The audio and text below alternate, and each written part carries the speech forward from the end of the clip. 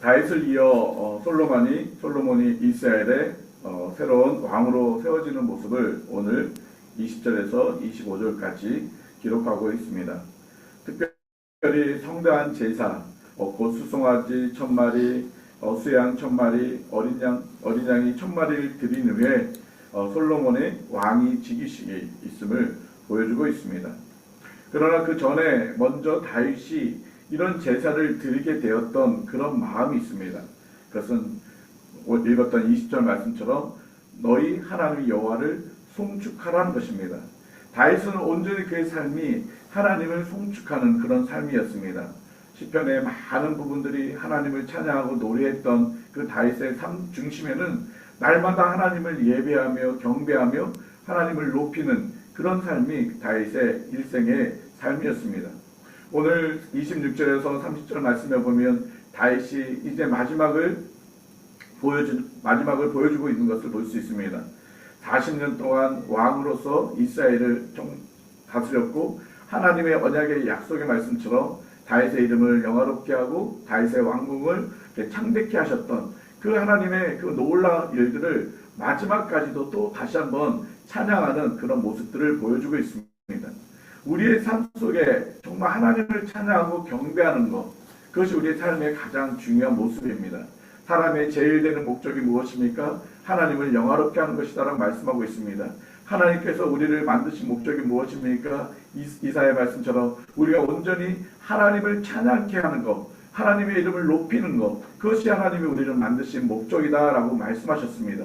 그러므로 우리들의 삶 속에서는 날마다 여호와의 이름을 송축하는, 날마다 하나님의 이름을 찬양하는, 예배하는 그 삶이 우리에 있어서는 가장 중요한 것이고 가장 우선이 되어야 하는 것입니다.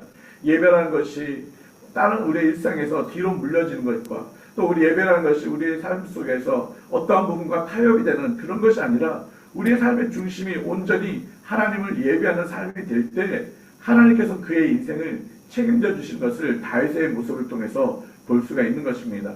다윗의 평생 하나님을 찬양하고 예배할 때 다윗을 하나님께서 높여주셨고 다윗의 이름을 창대케 하셨고 나라를 왕성케 하셨음을 우리는 다윗의 일생을 통해서 본 것처럼 이제 다윗은 이와 같은 삶을 지금 솔로몬에게도 동일하게 말씀하고 있는 것입니다. 지금 다윗은 유언과 같은 그의 마지막의 삶을 정리하면서 솔로몬을 왕으로 세울 때 무엇을 했습니까?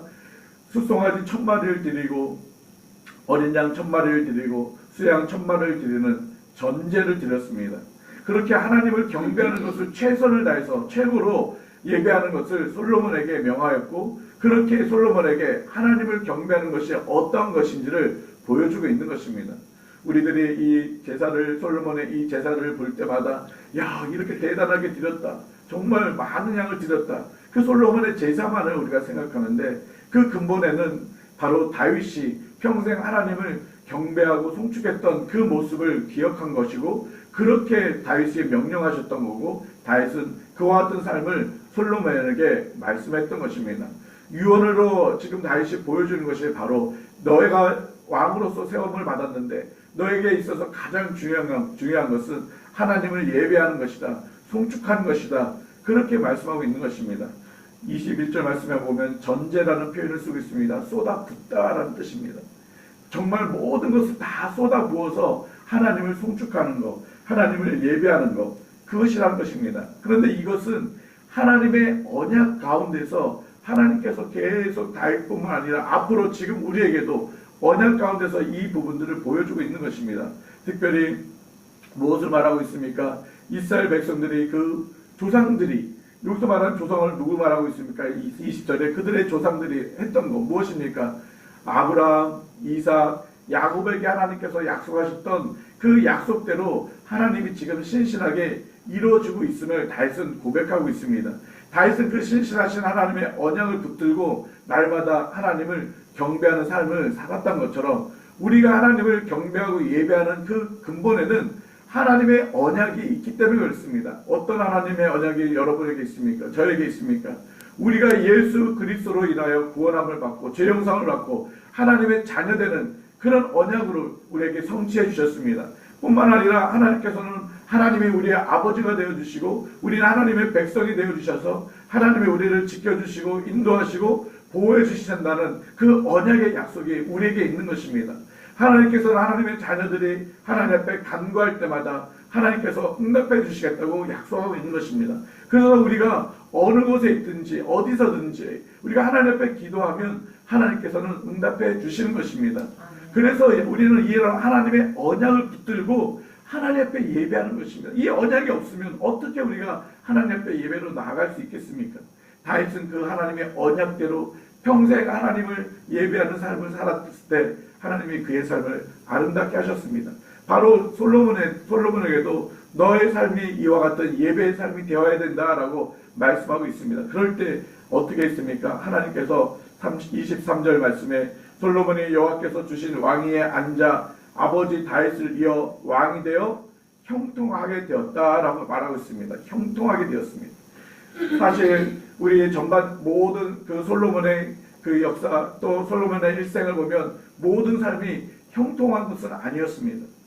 왜 형통한 삶이 안 되었습니까? 솔로몬의 모습을 딱 보면 두 가지입니다. 하나님을 경배하고 하나님을 잘 섬겼을 때는 형통했습니다.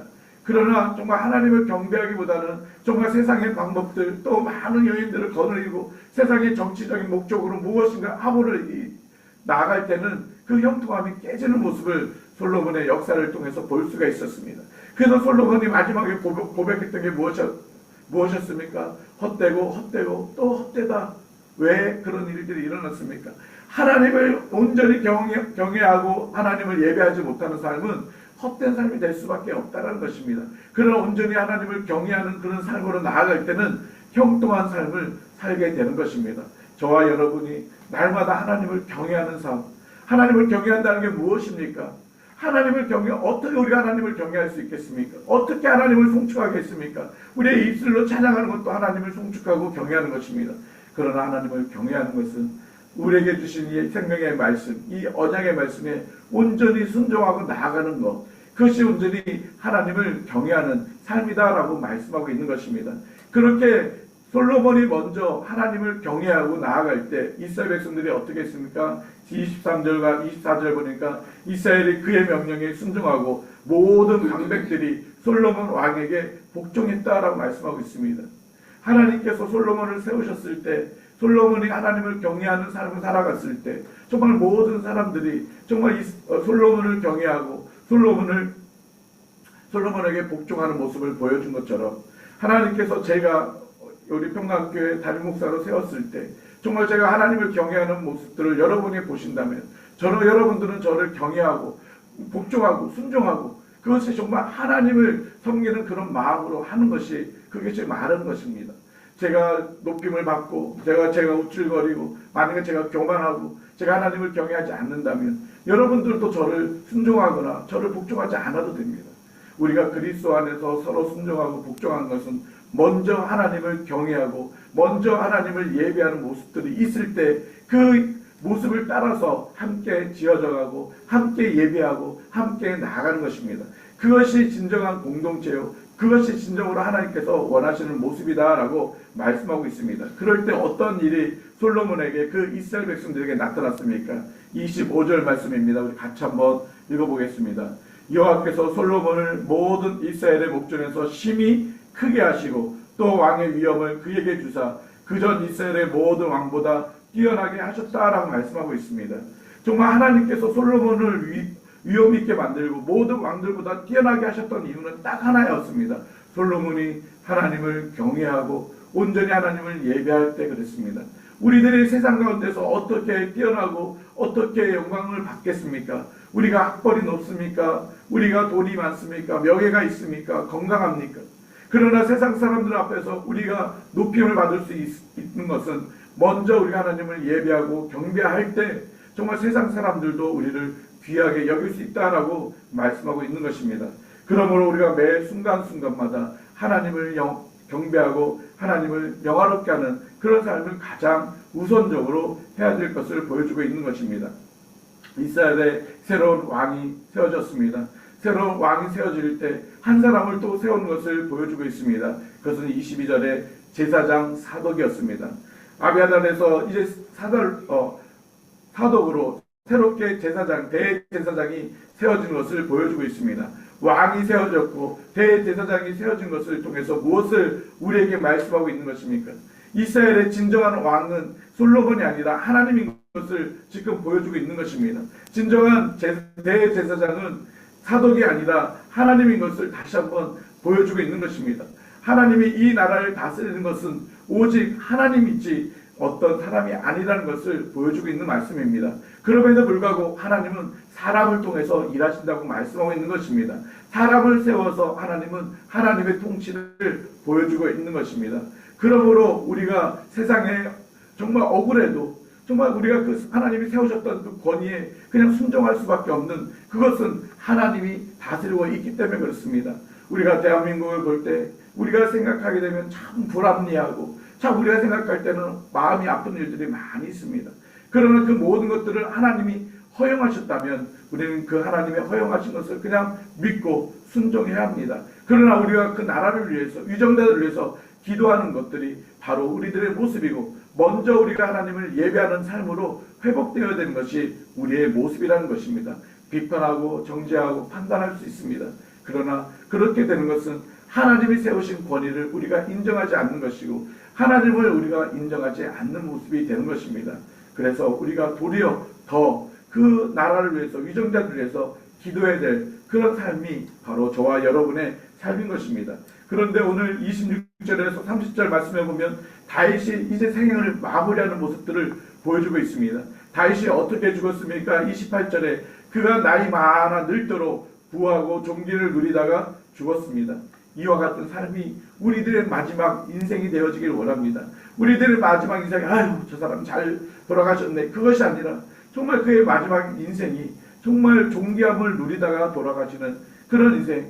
야, 저분의 인생 정말 멋있구나, 저분의 인생 정말 아름답다, 그런 축복과 그런 어떤 찬사가 있는 인생. 그런 인생이 어떤 인생입니까? 바로 하나님을 경외하고 하나님을 예배하고 하나님을 송축하는 인생인 것입니다. 다윗이 40년 동안 이스라엘을 다스렸을 때 많은 어려움과 힘듦이 있었습니다. 그러나 그의 중심은 오직 하나님을 영화롭게 하고 하나님을 예배하는 삶이었습니다.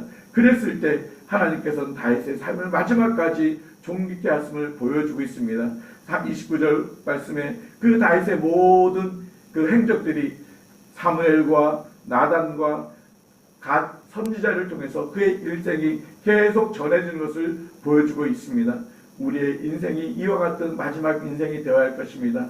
마지막까지 우리가 하나님을 영화롭게 하고 하나님을 경배하고 송축하는 삶이 될 때 우리의 마지막 인생은 정말 하나님이 존귀케 하는 인생이 될 것입니다. 오늘도 우리가 하나님을 경배하고 하나님을 영화롭게 하면 정말 하나님이 우리의 인생을 아름답게 하시는, 존귀케 하는 그런 삶이 저와 여러분의 삶이 되기를 예수 그리스도의 이름으로 축복합니다. 같이 기도드리겠습니다. 하나님 아버지, 우리는 정말 부족하고 연약합니다. 그러나 하나님이 우리를 특별히 사랑하여 주셔서 정말 하나님의 이름을 높이게 하셨고 하나님의 이름을 찬양케 하여 주셨고 하나님의 그 높으심을 우리가 증거하게 하셨습니다. 우리의 평생의 삶이 오직 여호와 하나님만을 송축하는 그런 삶으로 나아갈 수 있도록 도와주시옵소서. 우리에게 있어서 가장 우선순위가 무엇입니까? 하나님을 예배하는 삶, 하나님을 경배하는 삶인 것을 다시 한번 우리가 말씀 가운데 결단하며 나아갑니다. 우리 삶 속에 오늘도 하나님을 송축하는 삶이 되어지게 하여 주시옵소서. 우리의 평생이 하나님을 예배하는 데 힘쓰는 저희들의 삶이 되게 하여 주시옵소서. 그래서 하나님께서 우리의 삶을 존귀케 하고 우리의 삶을 형통케 하는 그런 놀라운 은혜와 복을 누리는 우리 평강교회 모든 성도들이 되어줄 수 있도록 은혜를 베풀어 주시옵소서. 오늘도 만나는 모든 사람들에게 내가 하나님을 경배하고 예배하는 아름다운 삶의 모습을 드러내게 하여 주셔서 그들 또한 우리를 통해서 하나님을 예배하는 자리로 나아갈 수 있는 그런 놀라운 역사하심을 보게 하여 주시옵소서. 그렇게 하실 주님을 찬양합니다. 예수 그리스도의 이름으로 기도드립니다. 아멘. 우리 자유롭게 기도하시기 바랍니다.